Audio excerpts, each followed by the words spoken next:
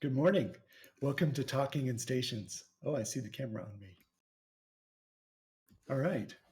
If you're watching us live on Twitch TV, we also have a podcast version at talkinginstations.com or wherever you get your podcasts. We also have a YouTube hub with videos on demand at youtube.com/talkinginstations. But welcome. This is a show about EVE Online, a spaceship game.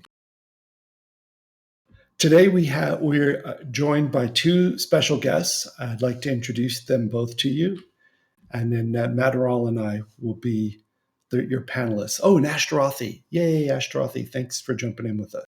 Let's give them a chance to hear your voices first. Ashterothi, say hello. Greetings, fellow Empyreans. I am Ashterothi, and it is a pleasure to be here today. Thank you. Much appreciated. Matterall, say hi to the fans. Hello, fans. I'm a little bit invisible today. All good. All good. And then I'd like to introduce you to a couple people here. Special guest today, Cphinx. He's a Strat FC for Pandemic Horde. Say hello so they can hear your voice. Hello, everybody. Nice. And then my old friend, KithKanan, who is a Block FC and Sky Marshal for the Bastion. Haven't had him on the show before. Hi, space people. How's it going? Nice. So two new guests you've never heard. Have either of you ever been on a live stream podcast before? Not talking in stations, but other live streams, yes. Nice. My first foray into live broadcasting. Yay. Okay, great. Great to have you both. So, but before we get into the special subjects you guys are here to talk about, let's take a look at news in New Eden. And you're welcome to chime in with me as you see that. We got a little script in the background, but you guys are welcome to chime in with stuff too. As we're recording this, by the way, it's September. We've had the September patch. We do expect an October patch, but we don't know the date for that next one yet. But we do know a couple little things about it. One is that a lot of CCP is working on the new player experience. We don't know if that's going to be in the October patch at all, even in part, or if that's going to take a while. We know that EVE Vegas starts on October 25th, and we expect some announcements at the keynote, which will probably be on the 26th. We also, the following month, we've got EVE London. That's November 23rd, but that's a little bit farther out. Also, we know that Korean localization is coming, but probably before the end of the year. I bet that's going to be the last thing they get done before Christmas takes over. You guys know of anything else that you think is coming up in the next patch or two? Maybe the change to the faction shipyards. We've heard rumors about the loot drops dropping in larger boxes so that you need an actual freighter instead of a deep space transport or something. And that has some major repercussions. I think that people, if they think back to when those things were introduced, the Satios, they came out as Blood Raider Satios at first. And it was thought that, this was a gift to people who dominate Delve and the area around there. And so there was a little bit of resentment.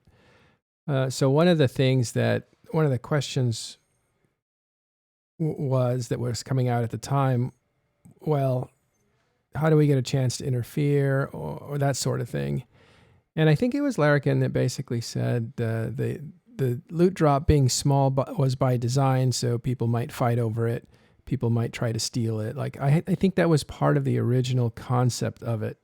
And so one of the major criticisms in the beginning was that it's a lot of work for a lot of people with no payoff, and maybe even the blueprint gets stolen, so it would be really discouraging.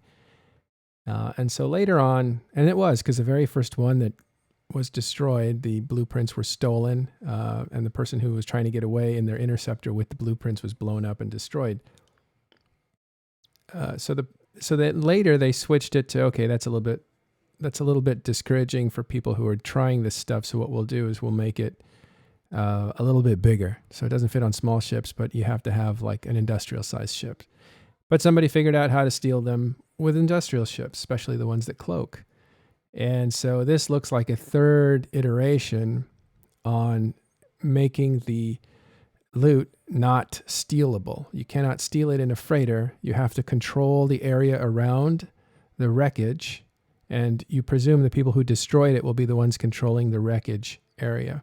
And so now you have a freighter that will pick it up, and that freighter needs to work in safety. The only question is, will freighters that are taking the loot away get dread bombed by somebody unexpectedly? I also wouldn't assume that it couldn't be stolen, but we'll see. We'll see how it goes. There's been a lot of dread bombing of them in my experience.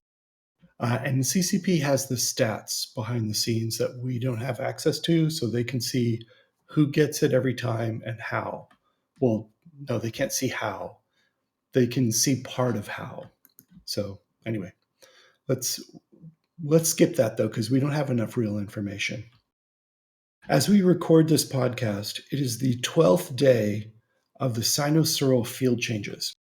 So New Eden is beginning to adapt to the reality that only a few ships can actually light a standard cyno. Force recons have spiked in price but dropped back down again, and then some of them have started to go back up again. The EVE market is such a complex beast.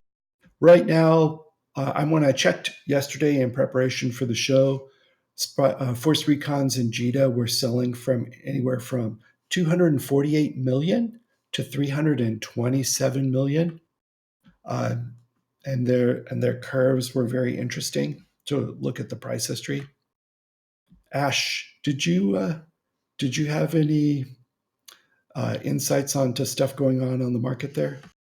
Yeah, what we're seeing in the trig market is a major influence. They've added in a new anomaly in HiSec known as the emergent conduits, and these things give out the salvage that is used to make T2 production. Combine that with the increased use of Drekovex in things like, I believe, wormhole space.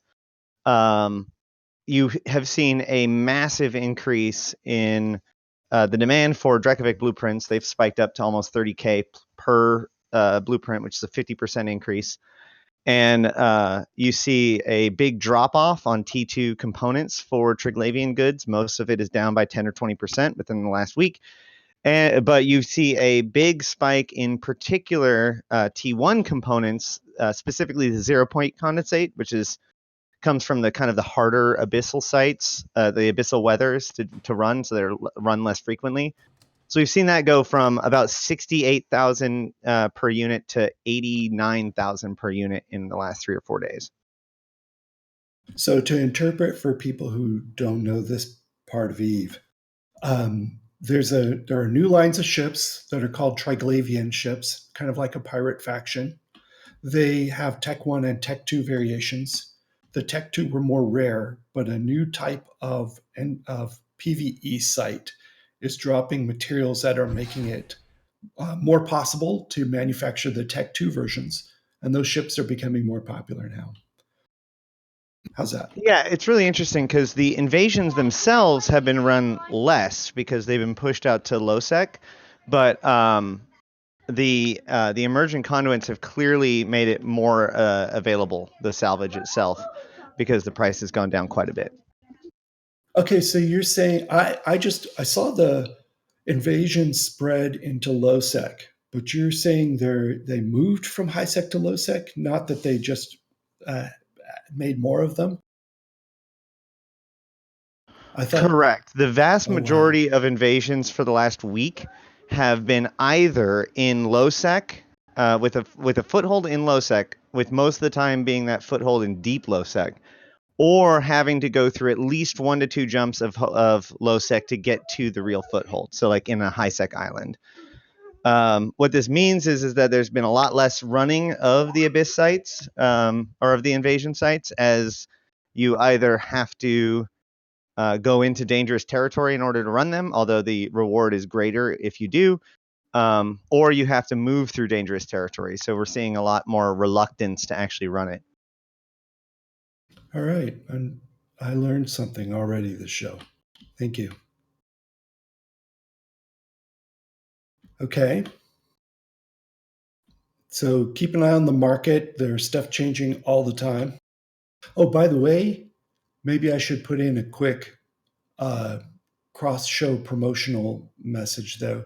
We have a new show that's going to start on the Talking in Stations network that is a market and how to make ISK show aimed at beginning and newer players. It's coming soon. I don't think it even has a name yet, but keep your eyes open. It's going to be pretty cool. Matterall, do you have anything you could say about that?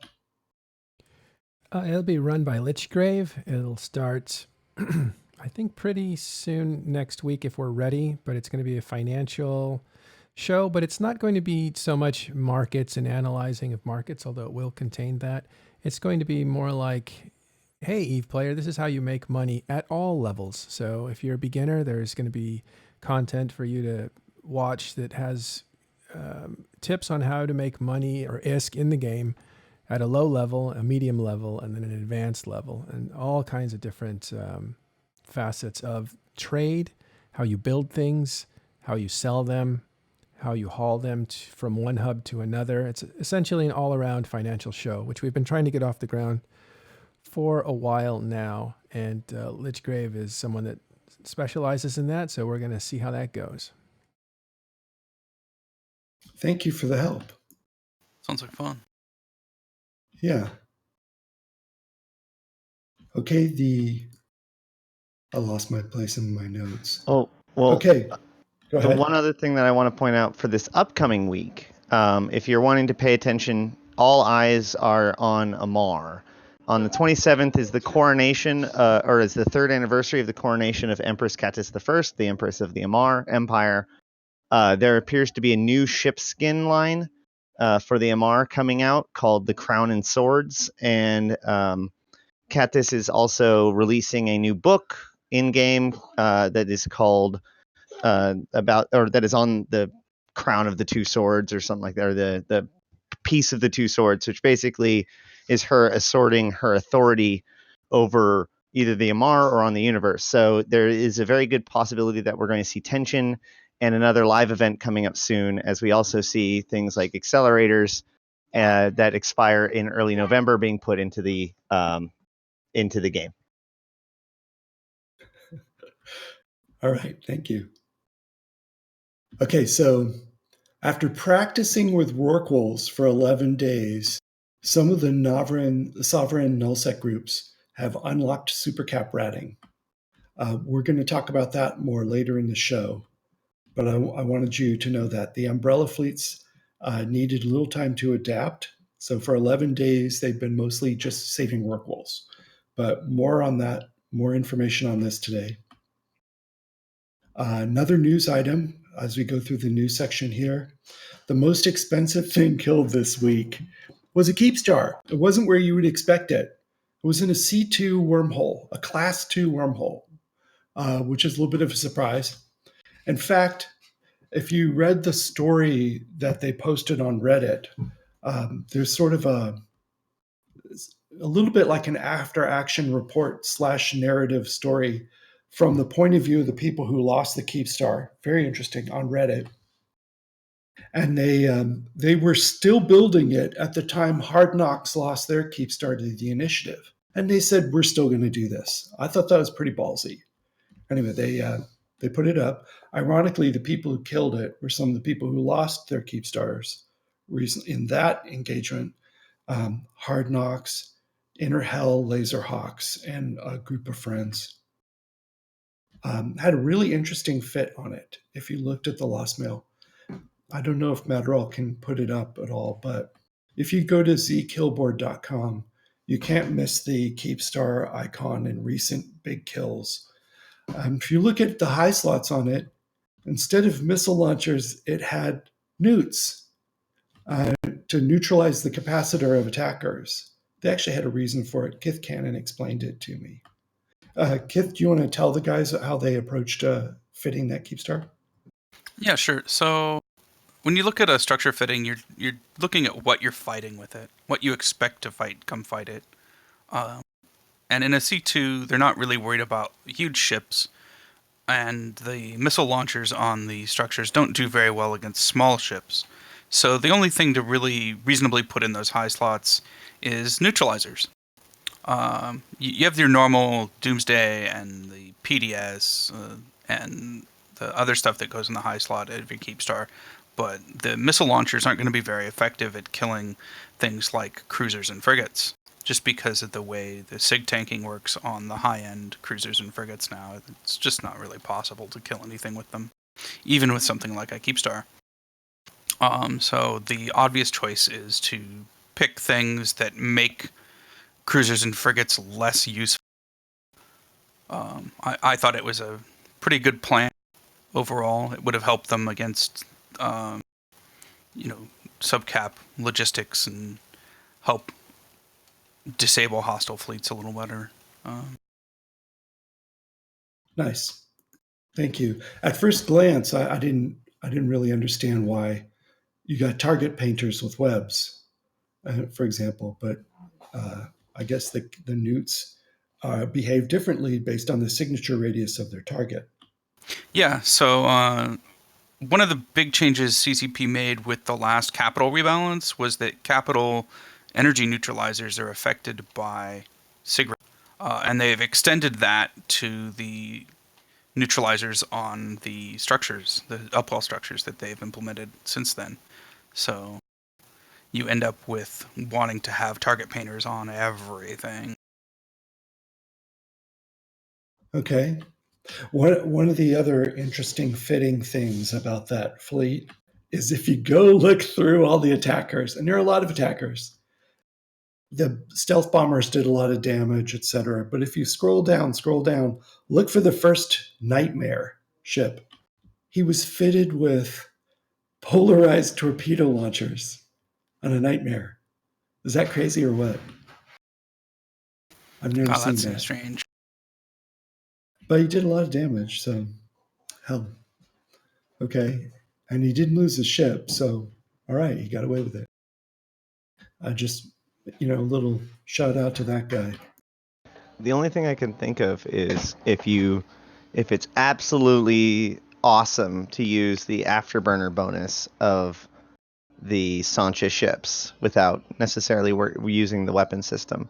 That's the only reason why I can think of it. Other than I have this Nightmare and they're asking for missile fits. I guess I'll bring my Nightmare with a missile fit. He was Inner Hell, and Inner Hell had other Nightmares there, and they were all fit with normal, weapons. I don't know why this one guy was a special snowflake, but To get us hey, to I talk tip my about him. hat. Exactly. Maybe it was his ratting fit. Did he have FOF missiles on there? No. Do they have FOF torpedoes? I think Anyway. only cruise for FOF, but they nerfed those for ratting, I thought. Yeah. They Who did. knows? I'm just taking a wild guess. All right. Yeah. It's fun anyways to see people get away with silly stuff. Like, Okay, there was another interesting lost mail to talk about too. Let me see if I can put that one up. It wasn't as expensive as the Keepstar, but it was pretty darn close for a cruiser. A Fiend was killed yesterday, and a Fiend, for those players who haven't heard of it, is a Alliance tournament prize ship. So that means there were only ever 50 blueprint copies in existence. Maximum 50 could be made. There aren't 50 anymore. And this one, this is a heavy interdiction cruiser. So basically, you want to be thinking broadsword or onyx. It's something like that. It's a shield hick, and it was killed by some notorious uh, valuable ship hunters. These guys specialize in basically taking out Ferraris and Lamborghinis. so to speak. Frederick von Hohl, if you've heard of him. Anyway, they Sounds mysterious. a lot of work goes into these. If you can hear the story, I heard he was on the Less Than 10 podcast saying something recently.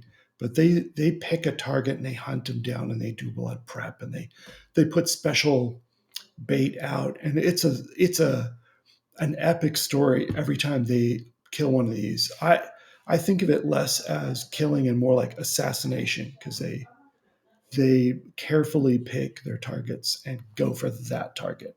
They're not randomly flying around waiting for someone to undock an AT ship. That won't work. Yeah, I mean, occasionally people lose AT ships that way, but not very often. Whatever gets snuffed to die, I'm happy. Yeah, it was a sniff. They're rare, so you can't just run across them. And if you do run across them, you may not be prepared to take one out.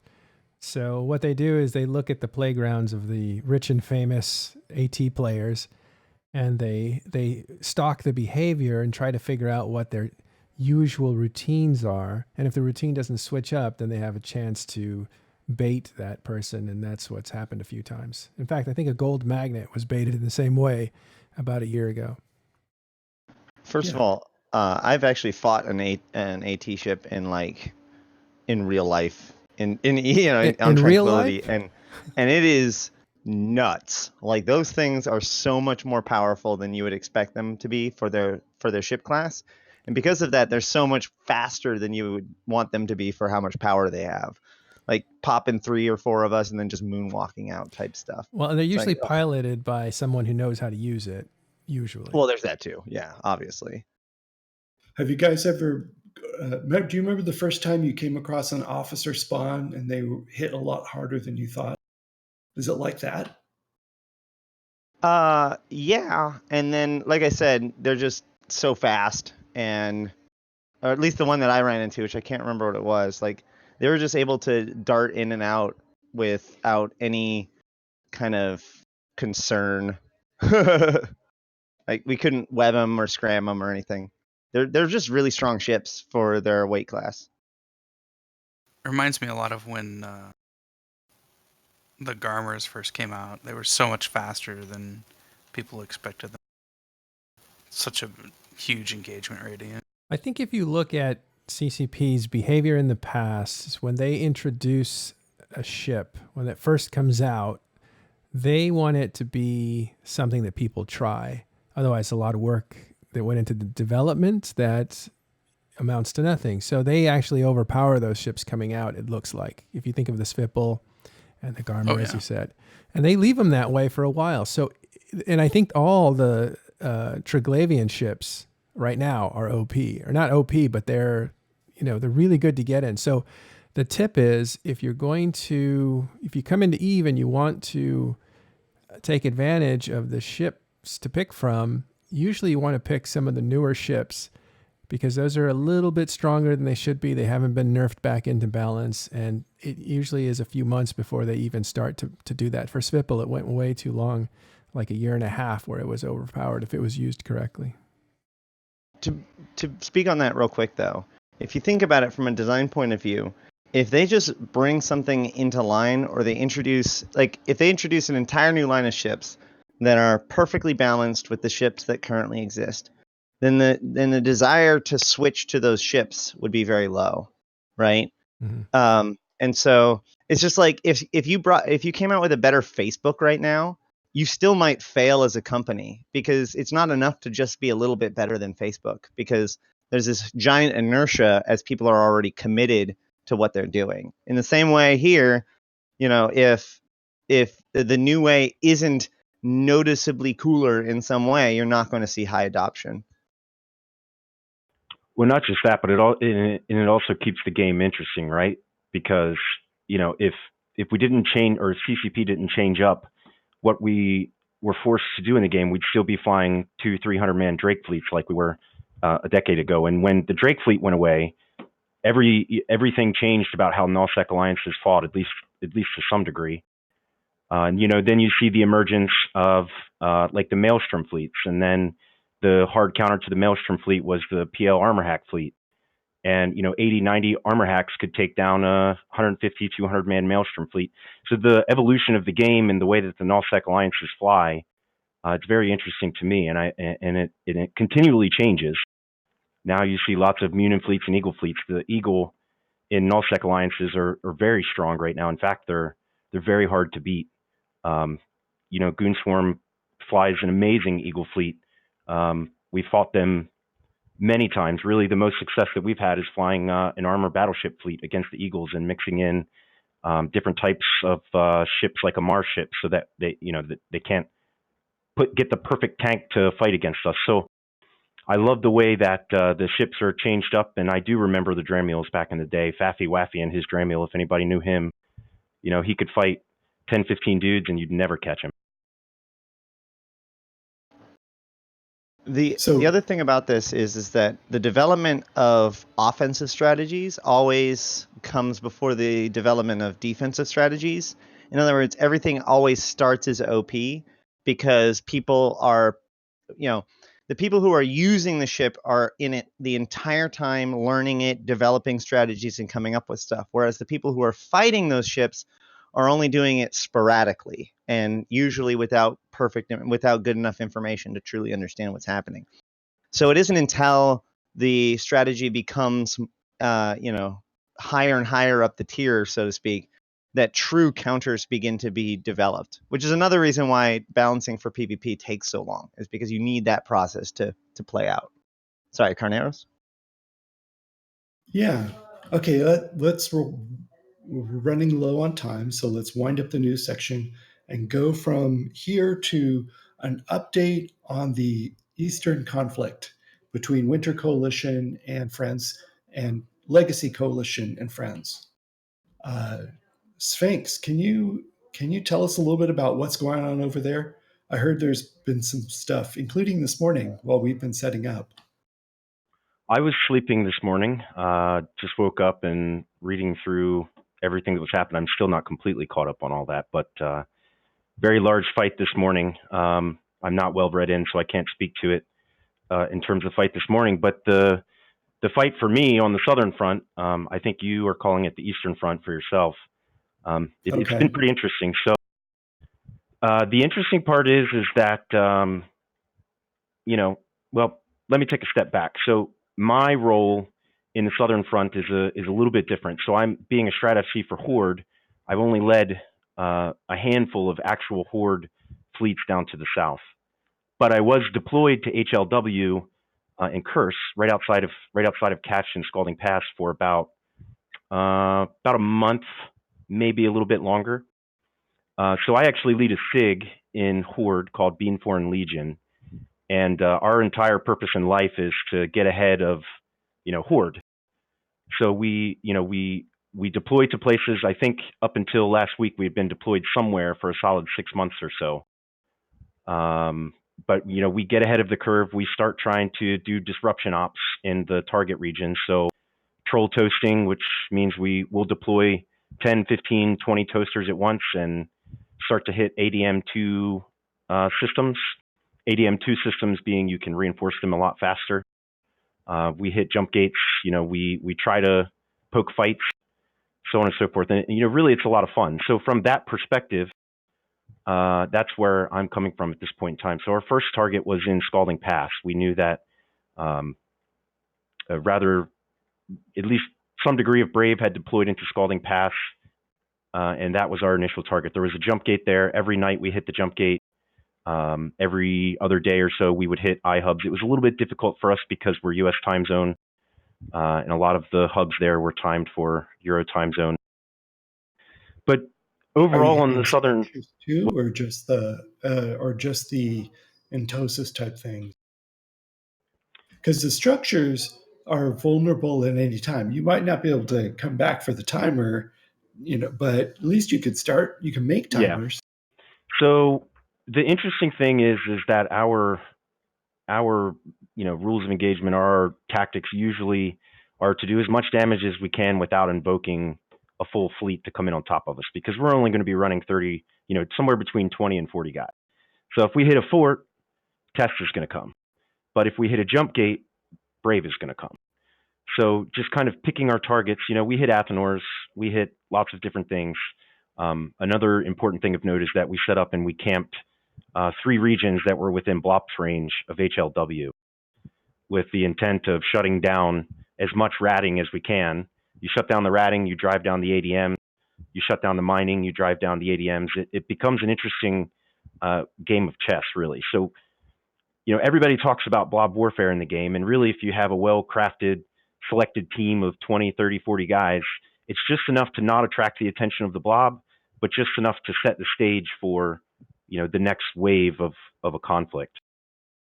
Ultimately, at the end of the day, our deployment was not successful. We were successful in Scalding Pass, and as we started to look into the next region, I recalled us back to drone lands to kind of take a step back and just look, all the cyno changes and everything. Everybody was turtle shelled up a little bit, meaning it's really not much going on other than blobs, which we weren't contesting. So we pulled back and we've been taking it easy for about a week or so now. What's your favorite, if you are going to take an engagement, if they undock something that you can take on, what's your favorite thing to see show up on grid? I don't really have anything that's my favorite to see show up on grid. So what the tactics that Brave were deploying against us in Scalding Pass is skynetting carriers, and that was there were 2 things that they did well. So if I describe this well, I think that we deployed probably 4 or 5 different doctrines in the period of about a month, simply because Brave was doing a pretty good job of countering what I was bringing into Scalding Pass. So at first, I don't remember what we started with at this point. Oh, it was Blops Lokis. The Blops Lokis were starting to get countered a little bit, and they were very expensive, about 700, 800, 900 mil a pop. So we decided to go slightly more conventional, and I think the next step was Boosh Nagas. Okay. We called them Blink Nagas. So it being a Boosh fleet, we would stick about 15 or 20 Nagas into a fleet, and then everybody, or as many people as we could have, would have Booshing alts. And then the whole goal is to sit at about 150, 200K and let Brave bring their Feroxes or Caracals, or they brought Hurricanes, and every time they warp into us, we boosh off, and then we continually keep killing him. That was very successful. Time out. Let's explain for a second some of the terminology for people. The Blops Loki means a Minmatar strategic cruiser called a Loki, fitted with a covert ops cloak, so that this ship can cloak in space and move around, but it can also be bridged through a Black Ops battleship quietly into a theater of engagement. So they're expensive to fit, but they do fantastic things. And it requires a little bit more pilot skill, but they're a lot of fun. The Boosh Nagas means you've got these highly effective at long range combat or sniper type battle cruisers called Nagas that don't maneuver very well and don't have great defense. But if you pair them up with command destroyers with the micro jump drive, you can jump them 100 kilometers at a time in a direction and keep them out of range of whatever might be trying to hurt them. And the Nagas are effective at that range. So it's a great combination. Yeah. They're great. And, similar to other fleets, what we would do is we would double and sometimes triple boosh. So meaning we would jump 100K at a time, plan ourselves 200K off the target. I wanted to be at about 175, 200. And so Brave, they did a very good job of countering us. The first 2 nights, we killed a lot of battle cruisers. The second night, they had a ton of scram frigs. So the hard counter to a boosh fleet is you scram the booshers and you kill the booshers, and then I can't do anything except for sit in a ball and die. They did very well at that. So once we saw them start to counter with skynetting carriers and points on our booshers, we said, okay, that's enough. Sorry you all spent another 120 mils on these Nagas. It's time to change it up a little bit. So then we actually brought out a Speedpool fleet not in Scalding Pass. By this time we'd started to look at catch. And the Speedpools were lots of fun fighting the Brave Standing Fleet, which at that point was pretty much all it was. So in terms of what was happening on the Southern Front then, this was maybe 2 weeks ago, 3 weeks ago, somewhere around that time frame. The Keepstar had been deployed in QLPX for test, which the QLPX Keepstar is really the end of Detorid. If you ask me, I mean, that the only real hope of continuing to push back against test, from my perspective, is that the QLPX Keepstar is a big problem. So interestingly enough, when we started to push into catch, all of test and Imperium had moved deeper into Detorid. So really, all we were left with was the remnants of deployed groups. So we started hitting the same thing. We started hitting iHubs. We figured out pretty quickly that we were just going to be fighting the remnants of everyone that was deployed. And it would take a lot of time and effort. And from our perspective, again, because we're US time zone, we can reinforce iHubs every night. But because they come out in Euro time zone, we had no way of following up on them. So it became a moot point, and we decided to pull back and kind of, again, like everybody else was doing, turtle shell up a little bit and just kind of wait out the cyno changes and see what the new strategies were going to be. But I think if you give it another month, in terms of what's happening in the South, it's going to be very different than what it is right now. Before you get into that, you mentioned skynetting carriers. Can you explain what those are? Yeah, so skynetting carriers, as much as I don't like them, they work very well. So basically, you can take a carrier and you can plant it on, let's say, a fort or something like that, and then you can take your fighters and send them off to a point. For example, if I have my Bush Naga fleet and I'm reinforcing a jump gate that's 300, 400, 500 kilometers, whatever it is, off of the fort, the carriers can stay in the safety of the fort, within tether range, send the fighters out, and then I have to deal with the fighters, and I've really got nothing to shoot at. So as an FC from fighting skynetting carriers, really my only option there is to try to kill the sirens and dromies, which are points and scrams, or points and webs, and just try to keep the fighters off of me. If the fighter ball gets on top of me, it's going to be a big problem, and especially against things like Nagas, the fighters will do a lot of damage. Well, the carrier who's on tether, who's sent off his fighters, now they're not tethered because they've got their fighters out. If you launch your fighters, you can't tether. So what do they do if someone comes near the carriers themselves and threaten them? Do they abandon their fighters?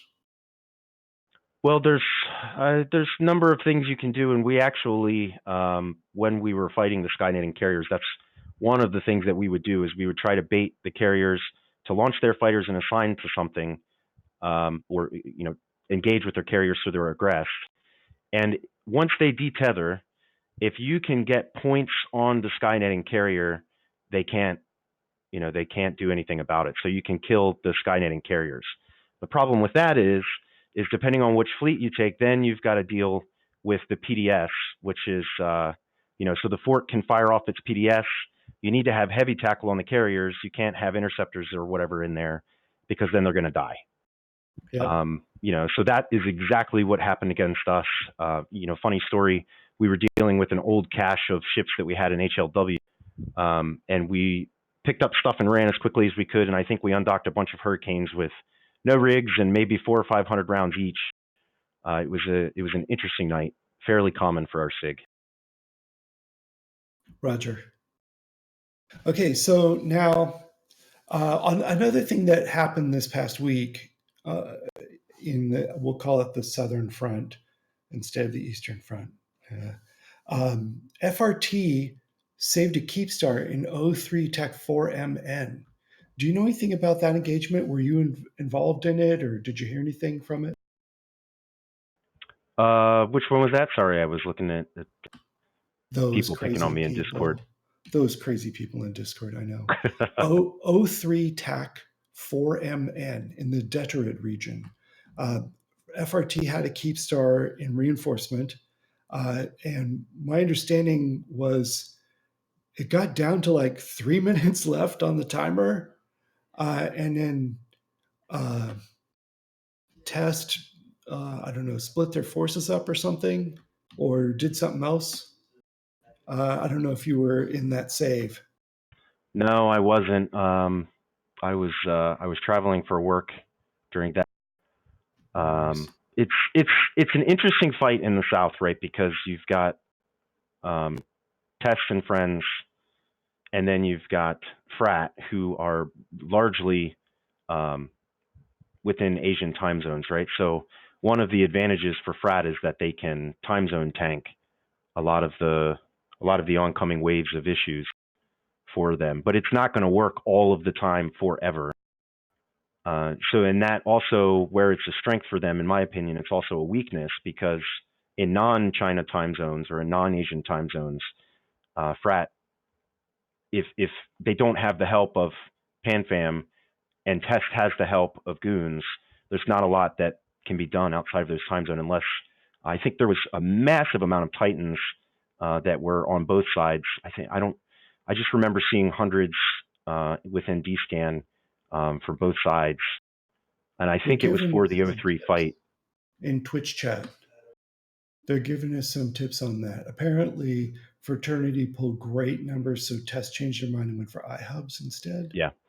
226 Titans and 150 faxes is a lot. Yeah, that is a huge number. And because there were so many fleets, Goons had a fleet, Test had multiple fleets, I believe. They went and reinforced something like 14 or 15 iHubs in the region, which is what the fight this morning was about. So if you look at, and I'll put it in,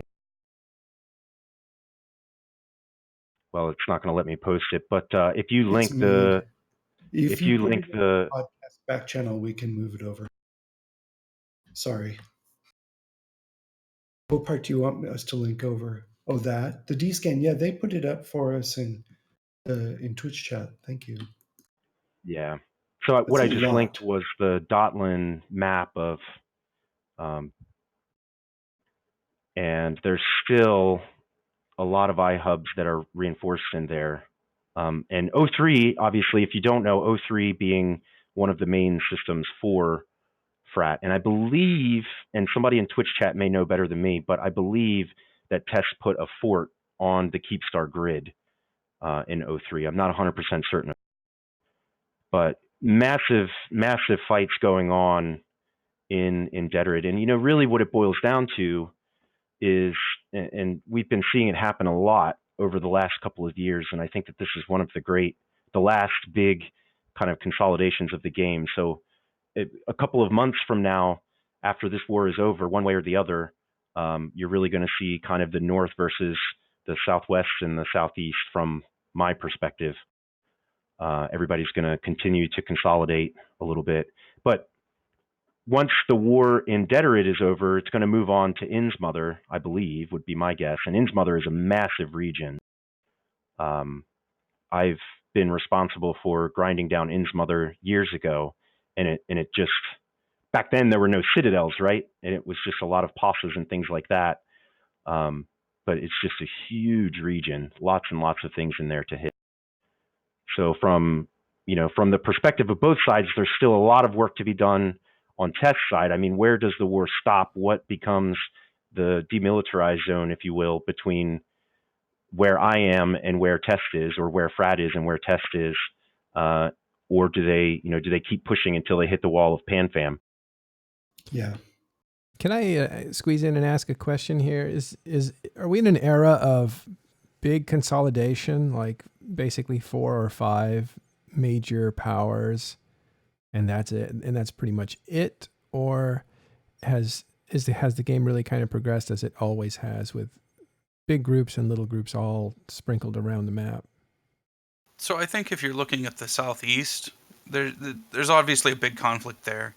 But what a lot of people haven't really noticed is in the Northwest, there's a lot of smaller groups that are hanging out in Pureblind and in Tribute.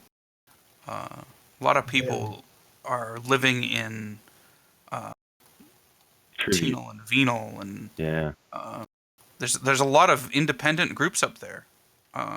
As far as Sov holding goes, the changes that CCP's made over the last 3 to 4 years have really forced people to live in big piles. So you see larger and larger groups forming and being required to actually hold down things like keep stars and stuff. And we've continued to see these changes that only push people that require an N+1, require one more guy on field, require a guy in a rapier to light a cyno to escalate to capitals, require more and more people, more and more characters, and that just drives people to play more as a group, and so you see bigger and bigger groups forming.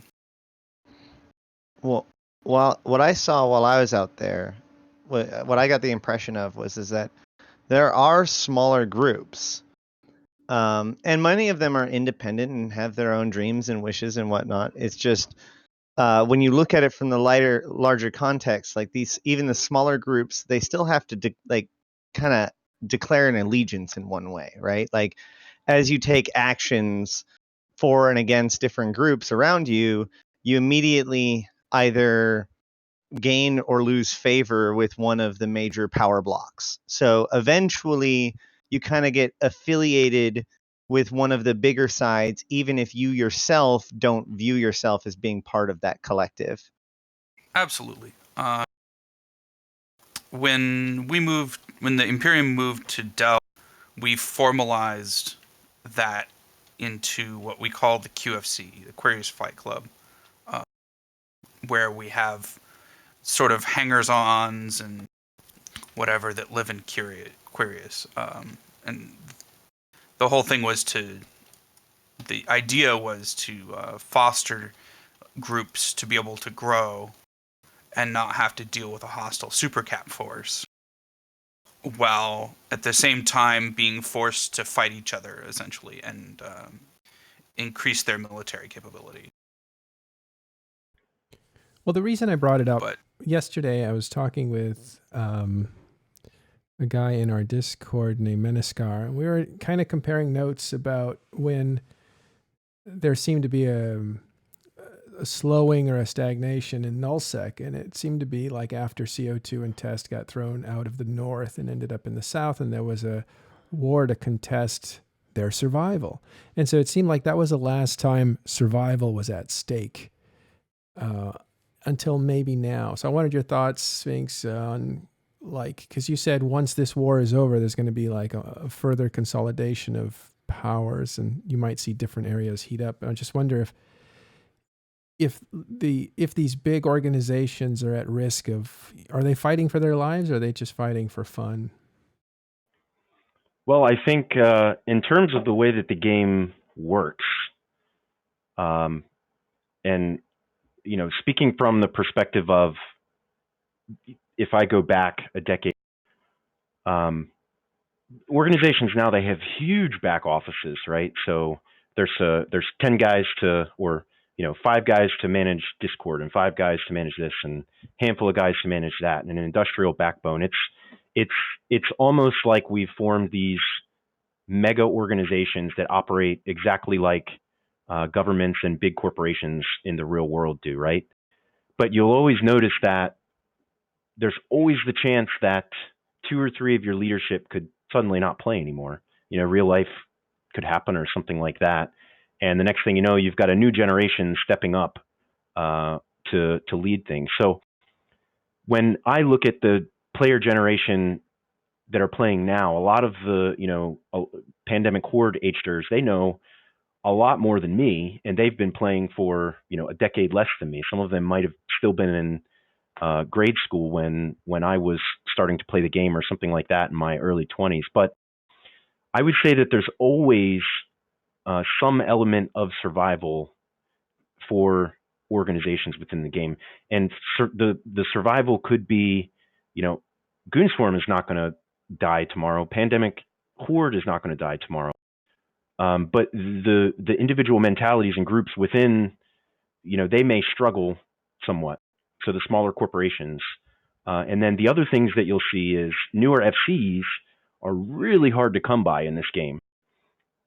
and they're restricted from really. It's almost to some degree in some organizations it's learning prohibitive, because if they take out a fleet and they fall on and they fall hard on their face, there's a lot of what everyone chimping and things like that about that fleet loss. And at least in Pandemic Horde, we look at it completely differently. At least I like to think that I do. Every fleet that I take out, I usually preface it by saying we're all going to die, because I'm taking 40 guys out and we're going into somewhere where we could have a couple of pings go out and we have at least double, if not triple or quadruple the numbers on top of us. So it is consolidation, right? Because all of these groups are consolidating, and when they ping, they all expect 100, 150 dudes in fleet, but it is very possible for fleets of 20, 30, 40 guys to go out and fight these fleets. You just got to bring back the old ways and believe that it's possible and figure out the strategy. And, think about what is, one of the things I always think about is what am I going to do if Test brings 120 munitions on top of my fleet? Like, what's my strategy going to be? But I'm thinking about this before I ever undock. Yeah. Well, I love that. We're all going to die. Yeah. Yeah. Right attitude. Well, so as an FC, every fleet you take out, you're doing a risk assessment of what's in the area, where am I going, who lives there, how many guys can they bring, what kind of doctrines do they fly. That's all happening before you even begin to take out a fleet. You need information about who is in the area and what's going to happen when you go out, what you think they're going to escalate with, what their escalation path is going to be, what's your escalation path going to be. And when you're a new FC, like when I was starting out a few years ago, you didn't really see the whole picture. And that's where new FCs fall flat. And there's nothing to do other than fall flat. You can't learn any other way. You can't learn any other way than to see it happen in front of you. Right. One of the things that I do fairly regularly, and it'll backfire on me at some point in time, but I try to find people who I know are interested in stepping up, and in my mind, they'll be the next generation of FCs. A lot of FCs, they just burn out quickly. I got a lot of respect for guys like Seto from Test, who, he is a madman right now. There's fleets around the clock, pinging constantly to take out fleets, and basically leading a war against probably one of the largest single entities in the game. And that burns. Everybody has a real life. Everybody has a family, and Eve requires you to be in contact with the rest of Eve around the clock if you are in a position, either a position of power, or if you're in charge of something strategically. It's fairly common for me to wake up to pings for something happening, a Rorqual tackled, or whatever the case might be, at 2, 3, 4 o'clock in the morning, around the clock. Not that I always do anything about it, but I enjoy taking in newer FCs. They don't, and throwing them into a 250-man fleet, but their only responsibility is my D-scan guy, or just to sit there and listen to the different channels of strategic comms, just so that they can witness how much coordination is going on in the background. Because, as a new FC, you can take out roams every night and not learn anything, because you're just getting schwacked by the larger fleets that you run against. But one of the ways to really teach newer players is to put them into a position like that, give them a little bit of trust, and give them something that they can hang on to. So your only job is to light that cyno to bring in the supercap fleet, or your only job is to scout my fleet through, knowing that there's 4 squads of bombers sitting somewhere in the system, or something like that. It can be really beneficial and really powerful to put newer players in positions like that. Yeah, Nice. In my fleets, I like to use new FCs as scouts and let them listen to command comms and allow them to learn that way. Sorry, Carneros, I cut you off. Any predictions for what you think will happen in the next week or two in the engagement of Winter versus Legacy? That's a hard call. I honestly don't know. Elo is Elo always has tricks up his sleeve. True. He's also not afraid to burn an ally. Right. That is that is also true to some. I think we'll have to see. I don't really want to make any predictions because these things can change, but I think in terms of just looking at the map of Detorid by itself, I think the writing is on the wall for what the next step would be. What we know is that Naros is back. He is the leader of fraternity, and they're going to have a State of the Alliance shortly, either today or tomorrow. Good. Today? Yeah. Oh, okay, cool. Today or tomorrow, yeah. We'll have to brush up on our Chinese to listen in. Well, Just actually, kidding. that's going to be made for American audience, or not American, but Yeah. English-speaking audiences. Okay. All right. Well, let's wind up. Any last comments about the Eastern conflict or Southern conflict, as you think of it, before we go on to our next topic? I don't think All so. right. Thank you. All right. Thank you very much. Super helpful. Please chime in on this next subject as well, Cphinx. So, return of supercapital ratting. So it used to be, if you know about this, it used to be that one of the reasons that people like to join a big nullsec alliance is because they wanted to rat or mine in a capital size ship or larger, and they wanted some protection. They didn't want to just undock. You could do that in lowsec too, with no friends, all by yourself. You won't last long, but you could do it. You'll last longer if you're on Singularity, but if you do it on Tranquility, you'll die. So here's an opportunity to do it with some protection, but it changed this week. So KithKanan, can you talk us through the first? Well, let's start with. Would you rather start with capitals or super capitals and then work your way down? Well, so a little history. Perfect. So up until the last about 3 years, ratting in a capital was really, really, because there weren't really enough of them around other than extremely large entities, something like Goonswarm up in Declan back in the day. Sorry, you were cut off. Is that you? It was really, really what? Oh, sorry, did my microphone stop? It was very, very risky to fly a capital ship and do PvE outside of very specific scenarios. Places like Declan, back when Goonswarm controlled it, was fairly safe up until the last couple of years. But since CCP implemented Rorquals, capital proliferation has made getting into a capital or super capital class ship extremely easy, right? Compared to where it would take years and years. That and skill injectors. But so what we've seen before the Cyno changes, everyone had a Cyno field on their ship. It was just how you did business when you're in range of your capital staging system or your capital dreadnought cache or something. And so that, like, if you got in trouble, your friends could come help you because you just lit your Cyno and everyone jumped to you. No big deal. And keeping with CCP's ongoing, I don't want to call it a campaign, rebalancing efforts with capitals, they're trying to make it more engageable for mid-sized groups to attack a capital group. So initially CCP nerfed carriers a bunch, and then they nerfed dreadnoughts, and they're busy trying to balance out the new fighters after the cap changes. And they've sort of got that there now, I think. But now we've got this big change. Last week was they changed Cyno fields so that only Force Recons could use them. This is a pretty big change. Force Recons can have something in the neighborhood of 300,000 EHP when well fit with the Falcon.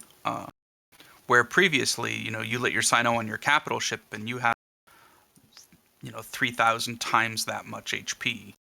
You're talking 300,000, 600,000, a million, 5 million HP on a capital ship.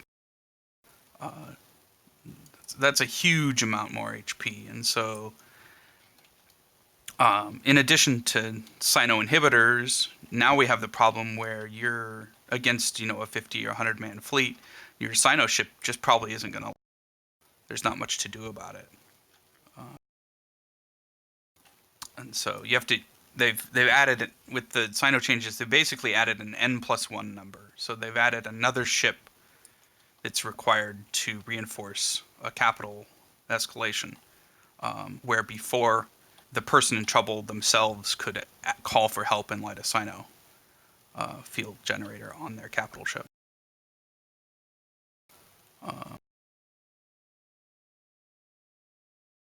Okay. So, what is your advice to someone who wants to rat in a supercarrier, for example? What should they do differently now? So in a supercarrier, you really need to have your very own fax alt, a guy in a force auxiliary who can come in and repair. But in addition to that, you need a force recon character as well, who can come in and light your cyno to bring your fax alt in, and preferably a whole bunch of your friends. So if you get in trouble in your supercarrier, you're out doing anomalies or reinforcing a structure or something like that, and doing PvP, whatever it happens to be, your only source of help, if you get in a bind where you're being attacked by a hostile fleet, is to bring more guys onto grid. So you have to have a force recon available in system, ready to go. So what we're telling people is, if you're out in a supercarrier in the Imperium, we want you to have a force recon character, and full stop. You must have one. If you don't have one, you need to have a friend in one who's ready to go, who's on grid with you or in system with you, who can quickly warp to you and get a cyno field up. There's all kinds of problems with that as well, where you end up with interdiction bubbles and cyno inhibitors and things like that happening. But generally speaking, if you need help, you have to light a cyno. So the only way to do that now is a force recon. You have to have a force recon. Yep. If you do it right, what are your odds of being saved? What's your likelihood of death? So it's approximately as safe as it used to be. You can still load force auxiliaries onto grid and bring a capital escalation in pretty effectively. It just requires more characters and more overhead to run something like a supercarrier or a ratting titan or something like that. Especially if you're under something like a supercapital umbrella, where you have a fairly large response force, you're going to get several dozen supercarriers and titans jumping in to help you, along with faxes and carriers and dreadnoughts. And most of the major faction groups in EVE now have something like this, where you're all sitting in a fleet together and you're doing your own thing, and then someone gets in trouble and everyone stops what they're doing and comes to help. Yeah, but doesn't the squishiness of the force auxiliary, the Falcon, mean that your guys might not get through the cyno in time to help you? I'm picturing it going. Yes. That is a major risk. So, and once you get an initial escalation onto grid, you're obviously going to need more force recon characters, which hopefully the other people who are out and about doing stuff with their super capitals can quickly move their force recon characters over to help you. Force recons having a covert ops cloak means that you can push them through a Black Ops battleship, which makes moving them around a lot less painful than it could be, rather than needing titans everywhere to move your force recons, you could instead bridge them around with a black op. But basically, this change just further forces everyone to work together and makes more people more effective. Or, well, it just requires more characters. It's going to require a higher level of organization to save people. Yeah, and the same applies for outside of ratting when, in this day and age, after the recon change, once large fights get started, if typically speaking, capital escalations would be more than one wave, right? So you bring in the first wave, bring in the second wave, bring in the third wave, and it becomes a race against time to see how many recons you can kill and who can get more recons in faster. Because we can't just throw it in a prophecy or a command ship or something like that and tank it all day.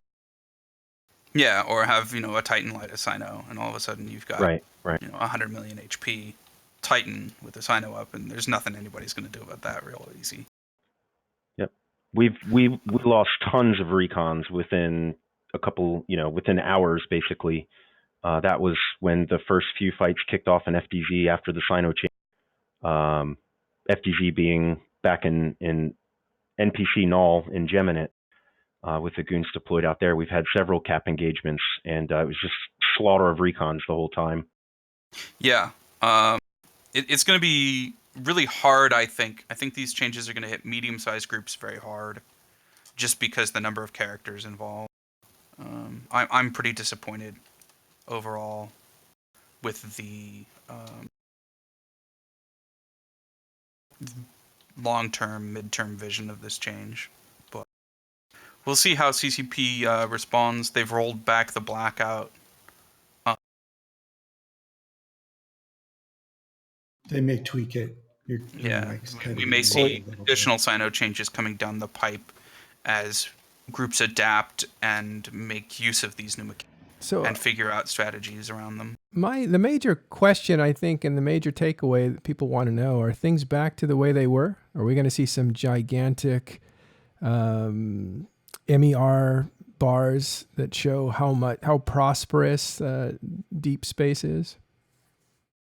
I suspect people are going to continue to be like they were with the Blackout, a little hesitant, but I think we'll see more people doing things like ratting a supercarrier than they were since the Blackout's been lifted. I think the Cyno changes make it more dangerous, but not any more dangerous than when we had Blackout. And I think force recons are going to show up on the kill board almost as much as sabers. You're just going to walk into every engagement assuming this is, if any ship dies, it's going to be the sabers and the falcons. So you see this as another form of Blackout, like an alternative way that CCP is trying to interfere with. We call it the massive money making in nulls and big null. Well, so CCP is trying to deal with ISK inflation. And the way they've chosen to do that is to try and stop people or interfere with people doing anomalies with capital class ships. But I don't really see that as being a huge portion of what is actually doing anomalies in EVE. They nerfed Vexor Navy issues recently, which I think is on the same vein. They're trying to control the types of ships and who is doing what anomaly. Yep, that the Vexor Navy issue nerf was kind of interesting too, because it's it's a two-bladed knife really. On one side, lots of new players can use VNIs for their. On the other side, you can also get 15 or 20 accounts running VNIs AFK at the same time. So a lot of these changes are interesting. I feel like there's a lot of misnomers going on right now. So the VNI, the problem with the VNI isn't because CCP wants everyone to make less money, bar none. It's the fact that the VNI made the smart, efficient player look exactly the same as the AFK player and the bot. They all their behavior was identical, and that is a problem. And so now they can still rat, but now it'll require different strategies. And also, I want to go back a little bit and say that the blackout didn't get rolled back. It was never meant to be permanent. And it is true that Rise did say that while the cyno changes are in because they're needed, it could be introduced to other ships if there are balance issues that need to be addressed. Yeah, a So lot of first the- off, hang on. Yep. 1 second here. The VNI nerf has changed nothing about ratting in nullsec. It has changed what ships people are using, but they're using those ships the exact same way. The Myrmidon, which was widely adopted in the Imperium previous to the VNI nerfs, it behaves exactly like a VNI used to.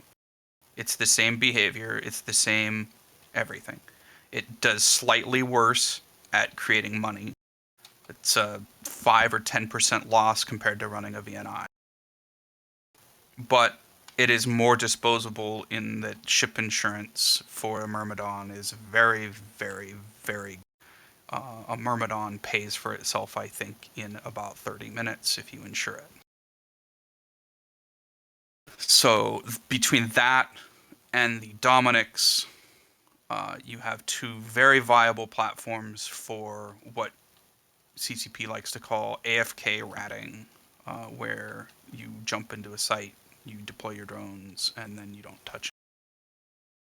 You wait for the site to finish, and then you go to the next one. Okay, what about mining, though? Rorquals. When you go to one of these big mining systems like you see in nullsec, and you see all these Rorquals, does that mean there's like a big, equally sized fleet of cloaked force recons invisible there next to them, and we just don't know they're there, but they're there?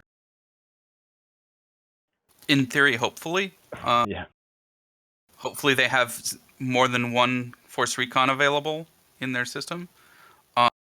In practice, who knows? Yeah, All I right. think the kill boards will be the testament to do they have enough force recons sitting on, or it'll be a good testament of who doesn't have a force recon sitting with them when they're ratting, especially if they're not, I guess it's not applicable to them ratting in a large group. Yeah, I think people are going to learn some hard lessons about needing a force recon with their capital PvE ships. That's going to happen for sure. Yep. Okay, what about capital ships and ratting, meaning carriers? And I've seen a few characters that came over from Serenity server who would take dreadnoughts out ratting, and also apparently they used to do that back home. What about taking those out ratting? How are they different now?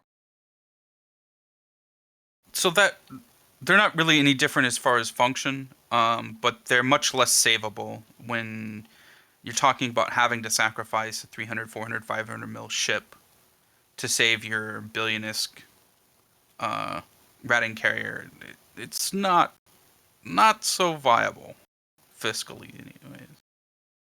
So you're looking more along the lines of maybe my carrier's a Myrmidon now. Maybe it's just disposable.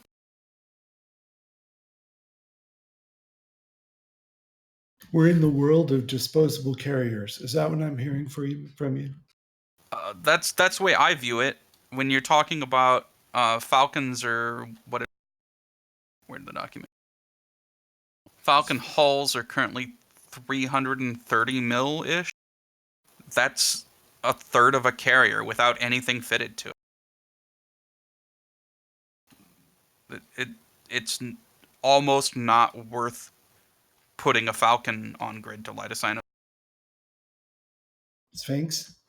Yeah, I mean, just just having conversations over the past couple of weeks, just within my SIG alone, this is outside of carrier ratting, obviously, or ratting and cap. As soon as we heard the changes being announced, it was an automatic who can get to the finish line and building me, 20, 30, 40 recons the fastest. And when I'm deployed, 3 or so regions away, obviously we can get those in jump freighters and everything else, but my local production lines are not, they're not sitting in the system that I'm deployed in. So the only other option there is to get them in from JITA, where the price had just jumped before it went back down a couple of weeks ago. So, well, I mean, even if someone's building them for you, you have opportunity cost there. They could take them and sell them in JITA for 340 mil or whatever. So it lighting a cyno is a big commitment now. It really is. And is it worth saving a carrier that should be insured for 600 or 700 mil? Maybe not. All right.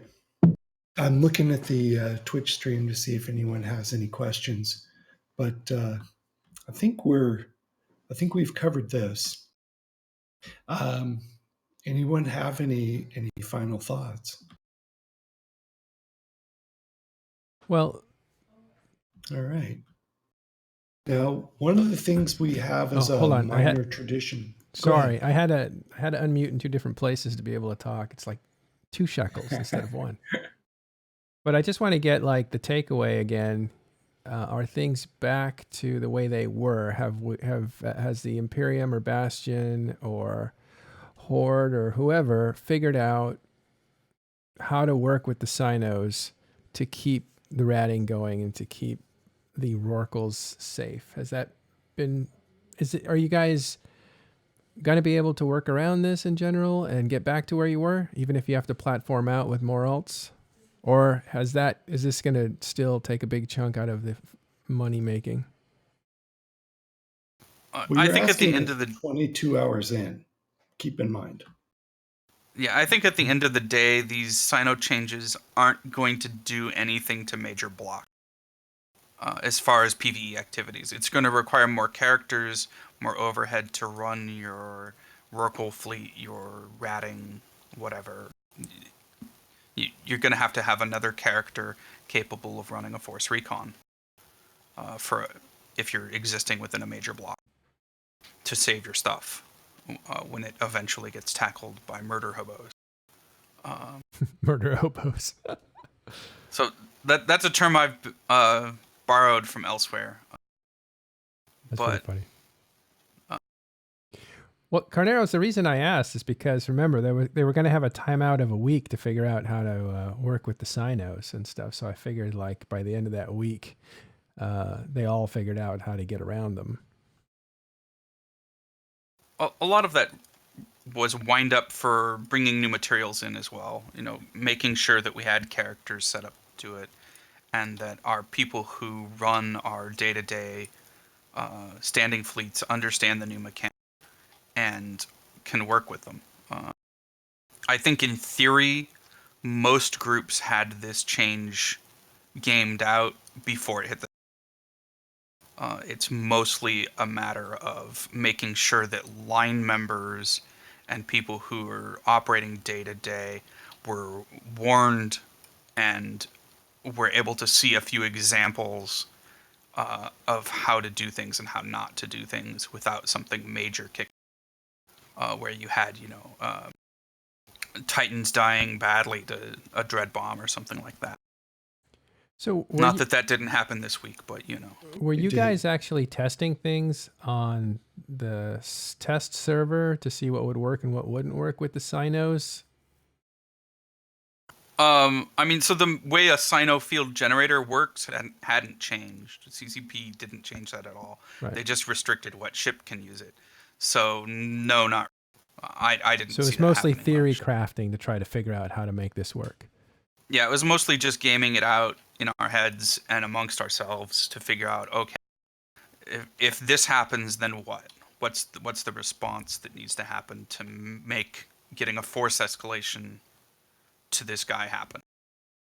Yeah, and so was there a lot of that going on? Last question. Was there a lot of that going on last week or the week before Blackout was lifted? Briefly, yeah. A lot of people were asking questions, and there was a lot of talk about how to deal with it. But I think this change was simple enough that it didn't require a lot of brain power or theory craft to really. Mm-hmm. Well, and here's why I bring did. it. Here's why I bring it up, and I'll just finish with this point, and I'll stop talking. It seemed like there was effort by all the umbrella places to have a 1 week timeout to figure out how cynos were going to be worked out in this scenario that they were in. And then by the time that week is up, Blackout is lifted, and it seems like everything goes back to normal. Am I being paranoid here? Well, they meet weekly on Saturdays. Does Horde? The Does Sort leadership Dragon? teams. I don't know. All the other people? Oh, it's okay. So what we saw with the Blackout, a lot of this is reaction to the Age of Chaos stuff that's going on as well. So when we saw Blackout come out in Delve, particularly, I'm not sure about but I assume it happened there too, was that there was a feeding frenzy. People were just coming out in droves to try and kill people. Kill ratters, kill miners. There were just hundreds of people lurking around Delve for 2 or 3 days.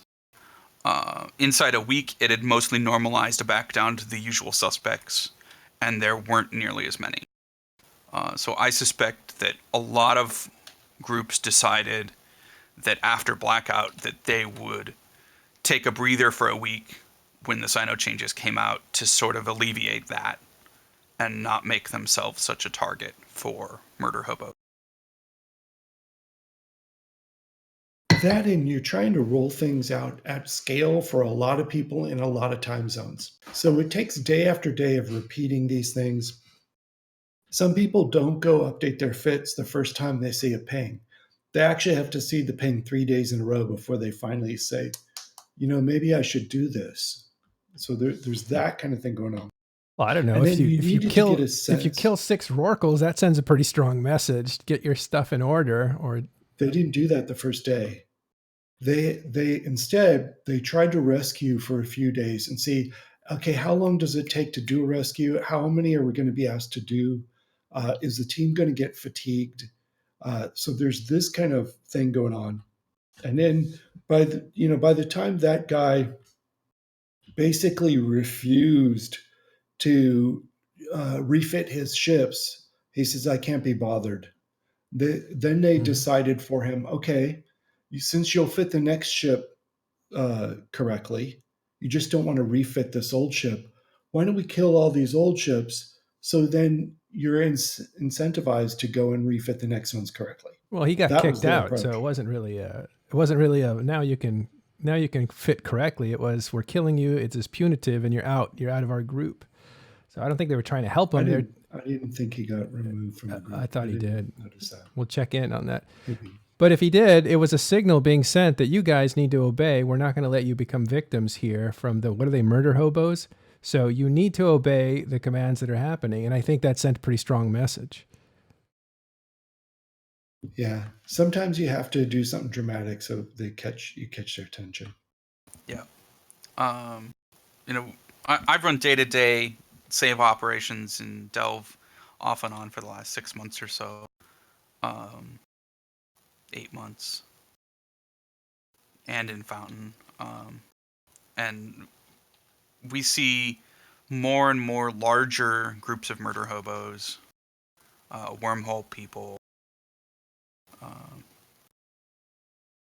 dreadnought bombs, things like that. It's just continuing to escalate in the South anyway. As groups figure out that, hey, there are working strategies to attack people who are doing PvE under a supercapital umbrella that work, and we can get killmails.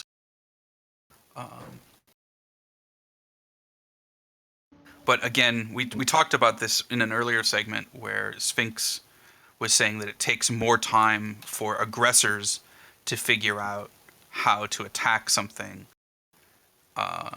than it does for people who live it day to day to figure out how it works.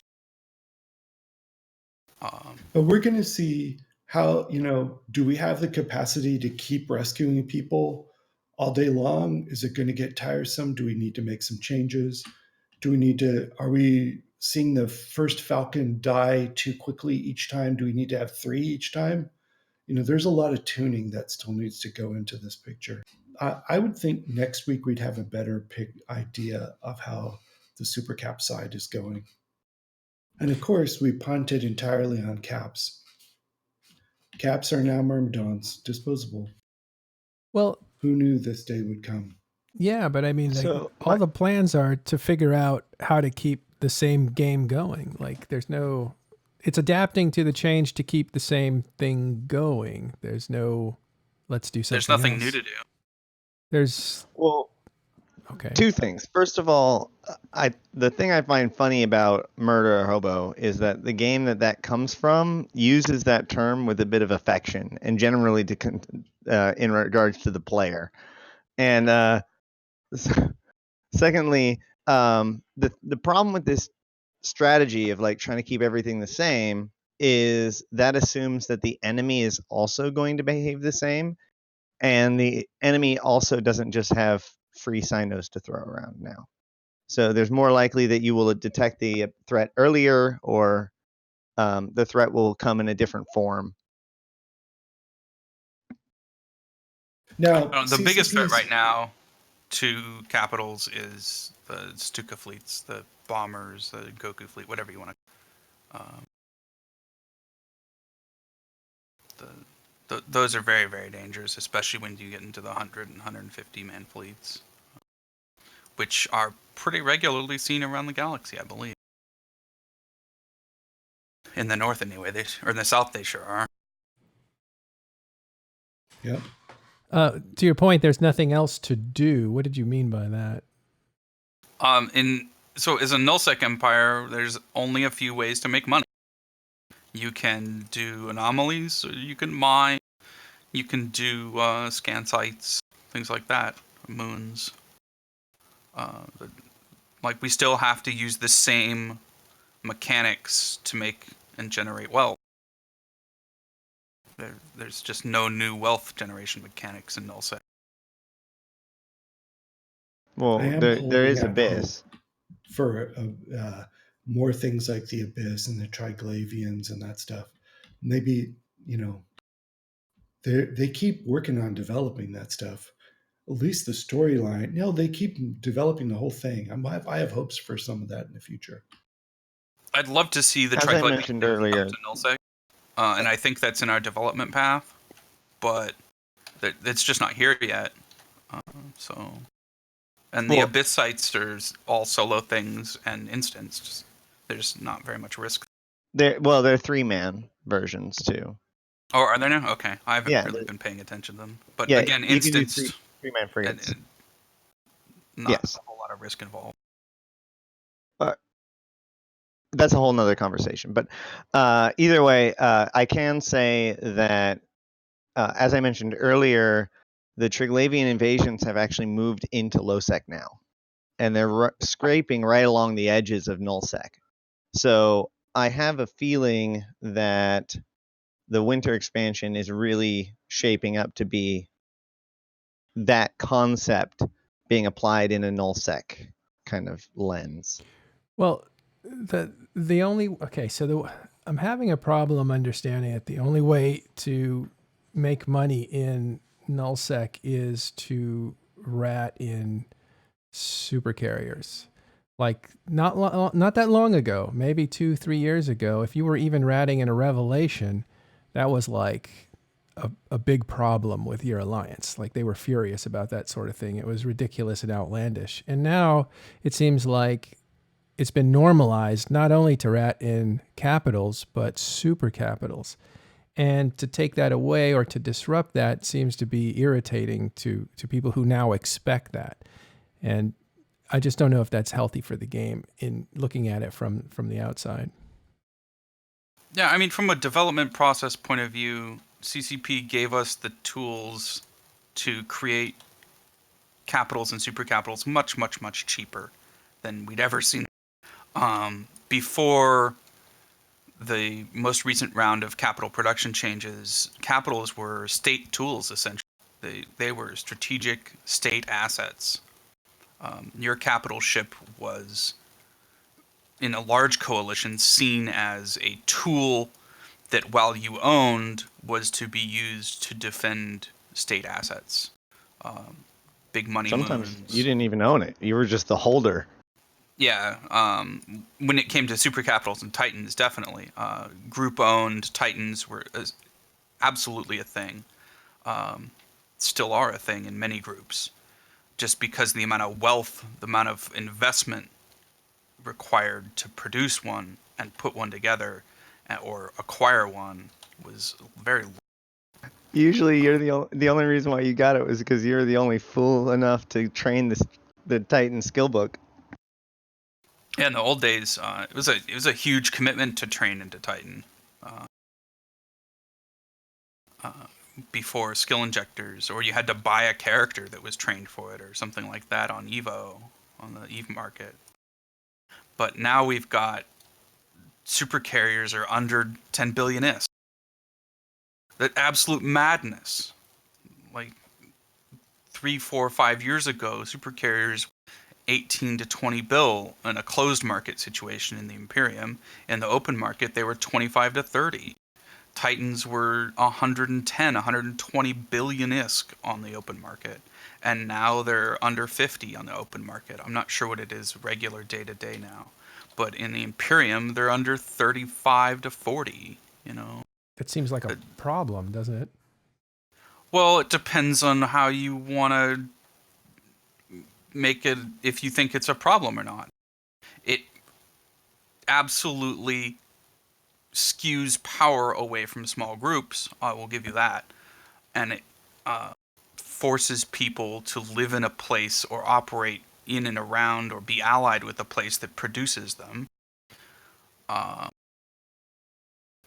But it depends on whether or not you see capitals as a problem or not, I suppose.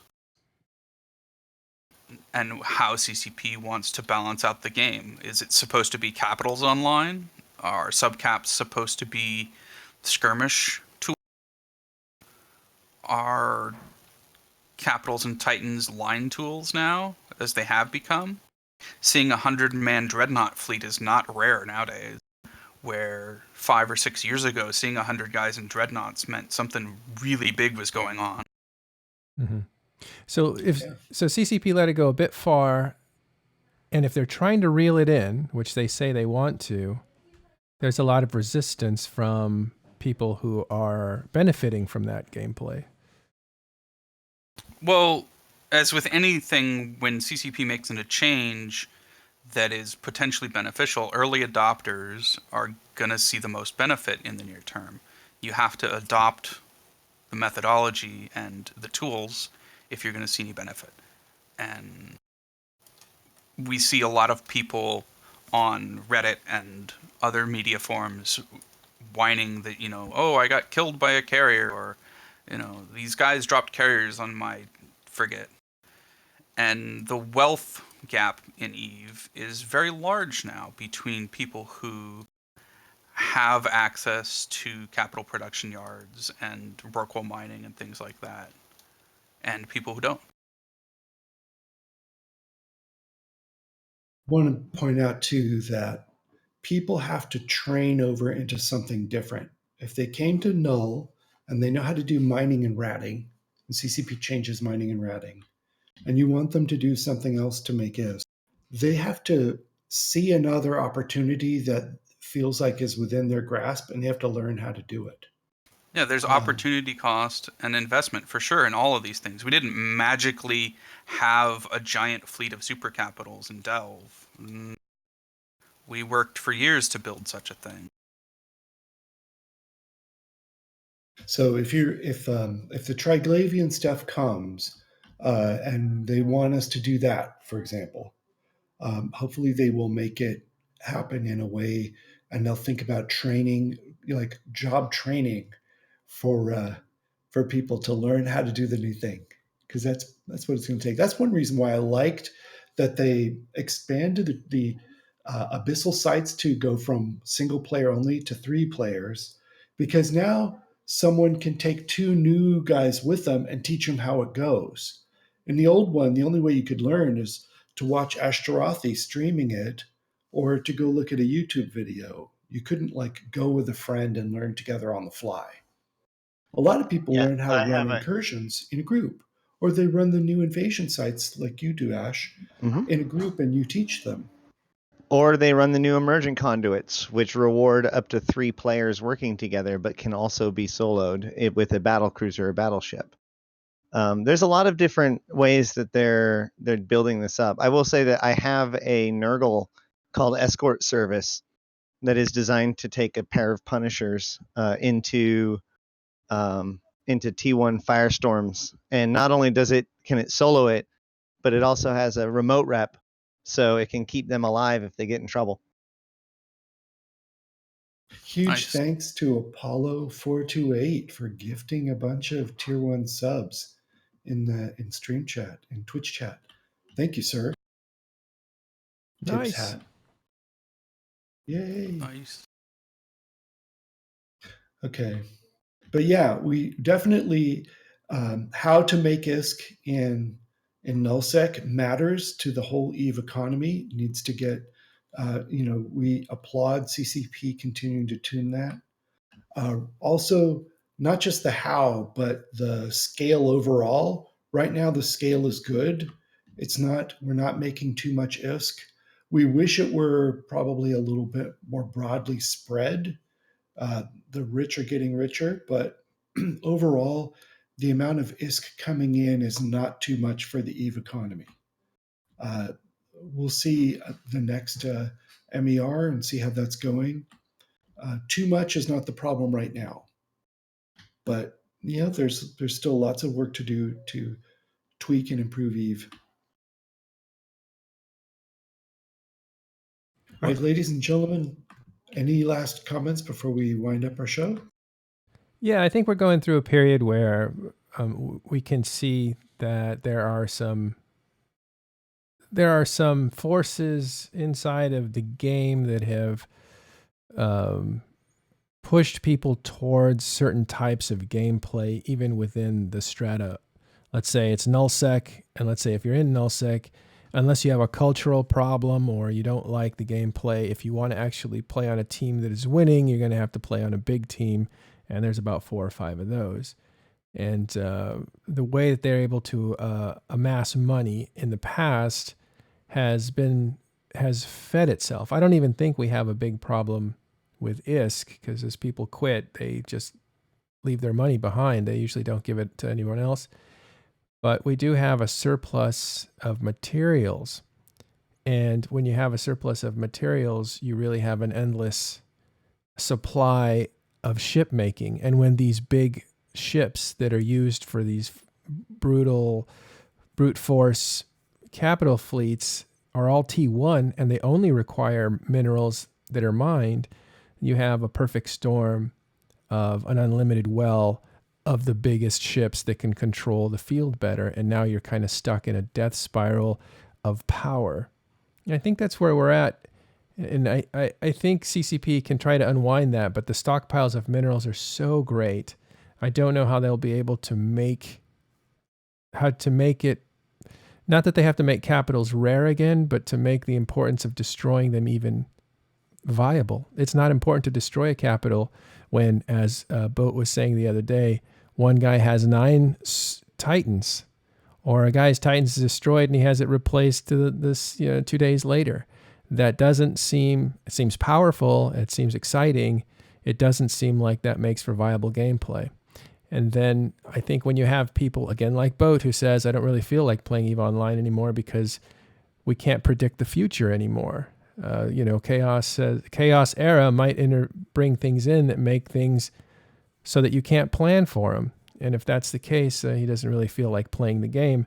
I feel that kind of resistance to changing the status quo when there's an obvious problem is a problem, and you need to look at that. He's not playing the same game we are, though. He's not playing a day-by-day game. He's saying, I don't want to start a 3-month project when I don't know what's going on with Eve over the next 3 months. To plan a war is a lot of work. Mm-hmm. But yeah, Ashterothi, say that thing that you just linked in. Yeah, my final thought is a quote from a post that was from 4 years ago. It was the very first. It was part of the very first teases of the drifters before they even showed up, and it was our first picture of the drifters' weapon, the Lux Contos. And the quote underneath this image says, "It is not the strongest or the most intelligent who will survive, but those who can best manage change." And I think that that is the quote for this whole era. I've said it before, and I'll keep saying it. It is. All right. Thank you very much to our guests. Thank you to Cphinx from Pandemic Horde. Thank you to KithKanan from The Bastion. Thank you to Ashterothi and Matterall for helping out on the panel today. A thank you, patience, to the group in Twitch chat for us starting a few minutes late as we pulled together engineering on a Mac instead of our usual PC. Appreciate your patience. Thank you all. Yeah, thanks for having us on. Thanks, Carneros. Great job. We'll have Right, McLeod we'll have McLeod next week, so you'll have the regular look of Talking in Stations. Please keep an eye out for special coverage around the release of the CSM14 meeting summit minutes. CCP Dopamine is going to be our guest. Matterall is going to host. We're going to do a special show when those minutes are ready. We don't know what date yet. Please keep an eye on our YouTube site, youtube.com/talkinginstations, where we're posting more videos and more content. Thank you to our supporters on Patreon and Twitch TV who helped make this happen. That's all for this episode, guys. Fly safe.